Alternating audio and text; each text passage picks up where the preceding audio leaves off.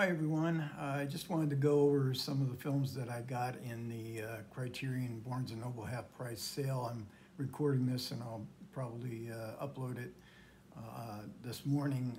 This is July 30th, so there's just today and tomorrow left for the sale. I went in to get one film that I really wanted. Good, of course, I came back with four. So I'll show you what these releases look like. I also had 5 films that also came earlier this week. I didn't order from Kino Lorber's sale till the final day, and they just came in a couple days ago. So I'll just show those titles, go in a little bit more detail on the Criterion titles, because I know by far that's the line that everybody is most interested in. So this was the movie I went in to get. Summertime with Katharine Hepburn and David Lean film from 1955, a real Technicolor gem. It's got a 4K restoration, but they did not do a 4K UHD edition of this, which kind of surprised me because this is Venice, Venice in 1955. I mean, the greatest movie location there is. But I'm sure it'll look good on Blu-ray anyways. But it's got, I kind of like the artwork, and it's got a booklet. It's not a booklet, it's one of those pesky fold-out copies. But I really like this drawing of Venice and great plots. It's on the inside of the physical release, and some good, I like this kind of artwork. It's different, and a lot of people like original artwork, but sometimes they do a pretty good job. There's an essay in here. It also includes a new what they call a new interview with Melanie Williams, film historian, but it's otherwise kind of light on extras, so you have to get used to that with Criterion nowadays. Then I picked up Drive My Car from 2021, Risuke Hamaguchi. This is based on a short story by Haruki Murakami, by far and away the most famous Japanese writer. It's a short story in a collection called Men Without Women. And in a couple hours, I'm going to walk down to my local library, it's only 2 blocks away, and pick up that. I want to read the story of it. It includes a new interview with Murakami. If you have the Criterion channel, his 3 previous films are streaming right now, and I saw, Happy Hour, which is a 5-hour movie. I'm not sure if that was his first film, but I think the first release in the U.S. And I never thought I'd ever be able to get into it. It has a very long, boring, tedious stretch of but then it gets interesting as it goes along, and I ended up kind of liking it. I don't think I'd ever watch it again, though. But I did like his second film, Isako 1 and 2, a very strange love story.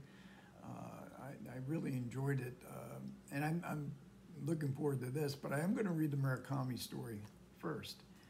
And then I picked up the 4K of Sofia Coppola's Divergent Suicides from 1999, her debut film based on a novel by Jeffrey Eugenides. I read the novel before I saw the movie in 1999. It's a pretty good novel. I might reread it before I rewatch the movie. I'm not going to watch this pretty soon because right over there, that's not a 4K TV. And if you saw my update video a couple weeks, or actually it's longer than that, I think I've been, my 4K UHD TV, I carelessly damaged. It's not fixable. So, but I'm anticipating that I'm going to get another one. I haven't forgiven myself yet for my carelessness. But my birthday is coming up in, I think, 2 or 3 weeks. Maybe that's a good day to forgive myself and buy another 4K UHD. This will probably be the first new one that I see. It also includes Eleanor, Sophia's mother, who did a documentary on the making of the film, and I believe I've seen that before. And then the last of the Criterions that I picked up is Devil in a Blue Dress. And this is from 1995, and this is, too is 4K. So I have two 4Ks that I spend $5 extra for each. So if I'm spending 10 extra bucks, I better get a $1,000 television. I think it's coming. And this is based on a Walter Mosley novel, Easy Rawlins novel. I've read a few of them. I probably did read Devil in a Blue Dress before, but that's the other book that I'm going to get when I hit my library in a couple of hours. It's directed by Carl Franklin. He has a commentary on here. There's advertised a new conversation with Don Cheadle and Carl Franklin. He has the commentary on it, and then there's there is another supplement where Franklin talks about his movie at a film noir festival with Eddie Muller. This doesn't have, this is rather bare bones artwork wise. It comes with another fold out. And it's basically the fold out red against black, my least favorite. I could actually read this. I had it under a bright light and I could actually read it, but for most part they're using the artwork is photos from the movie. I didn't show the inside of Virgin Suicides today, and maybe we'll get back and look at that. I did kind of like the design on the is both of these UHDs have the Blu-ray as well. Another fold out, and then we have the interior. You know, I always like this kind of abstract or, you know, I like photos from the movie too, but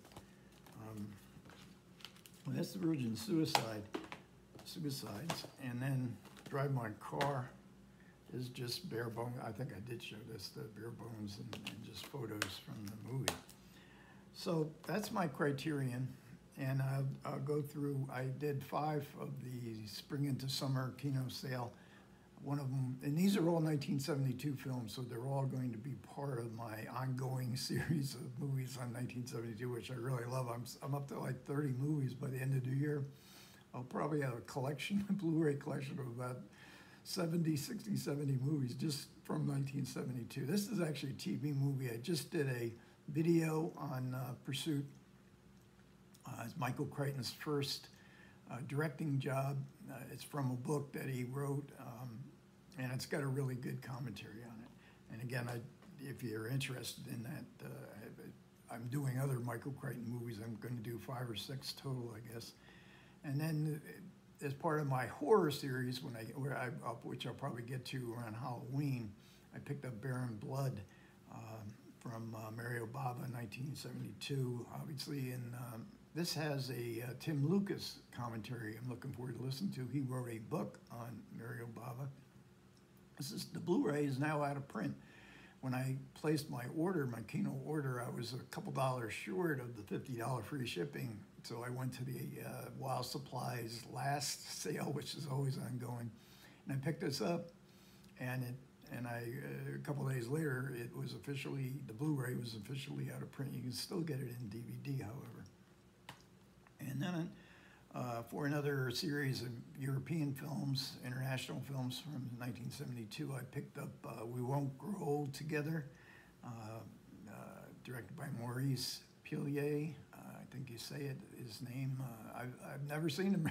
I don't know how I missed ever seeing a film by this French film director, because I know this one and a few others of his films did play in the U.S. in the art film days of the 1970s. It stars Jean Yan, who is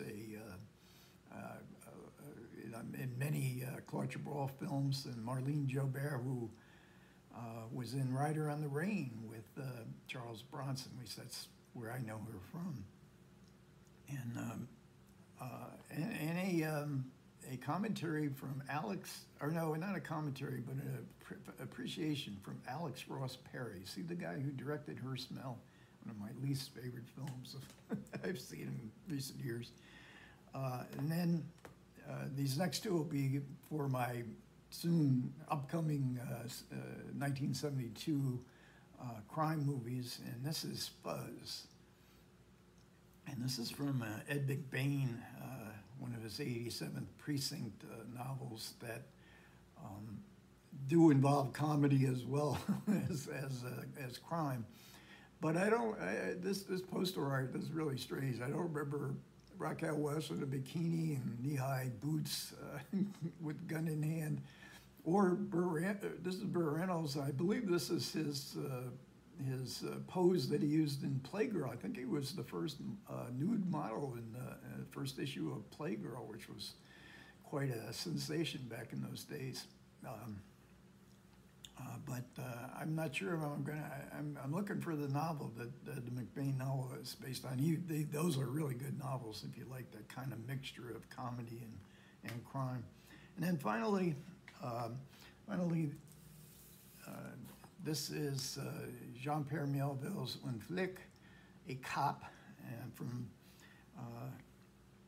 again from 1972, part of my crime films of 1972. Alain Delon, Richard Crenna, really unusual seeing Richard Crenna in a Jean-Pierre Melville film, and Catherine Deneuve. And of course, Alain Delon was in a few Melville films. In this one, he plays the good guy. He's the cop in this one. In a Sam Dagan commentary, and I always like her commentaries. So I also picked up a few other scattered 1972 movies that I won't bother you with, but one I have to bother you with, and that's The Godfather. I haven't seen The Godfather in about 40 years. I confess, I'm not a fan. I was not a fan of The Godfather, but it's obvious if I'm going to cover the films of 1972, I got to cover The Godfather. I was thinking of skipping it because I'm not a fan of it, and I know it's one of the most cherished films ever made, and you always if you're not enthusiastic enough, but for the film, you might offend people. But it's obviously, I always had a deep amount of respect for the amazing craftsmanship of the Godfather. And I'm actually eager to see it because I just finished a book by Mark Seal, Leave the Gun, Take the Cannoli. That was Richard Castellano, I think, says that in one of the whack jobs that populate the movie. So this is called the epic story of the making of The Godfather. Boy, I think it came out last year. Of course, there's 100 books on The Godfather. This one came out last year, and it was really entertaining. So I am indeed looking forward to a revisit after many decades to see the movie again. Okay, thanks a lot for everybody who managed to listen. I do appreciate it. Comments are welcome, what you picked up in this Barnes & Noble sale. I will respond. Take care.